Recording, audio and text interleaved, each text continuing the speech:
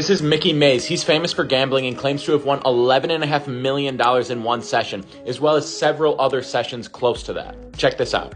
My biggest win in one session was $11,526,000. He claims he found a way to trick the casinos and beat them, and has won millions and millions of dollars from them until they banned him. But he's lying, of course, and I can tell you why. It's very simple. The internet is obviously chock full of liars and scammers at this point. Most financial gurus are lying. Most gambling gurus are lying. Most people are doing it because they have something to sell you. Mikki isn't directly selling anything. He's what I call a lifestyle merchant. He tells wild stories and creates a persona, and then he makes his money off of the views and attention that gets him. He's also used this fake persona to grow this legend around him and network with people that have a lot more money and access than he does. So the incentive for his scam is pretty clear.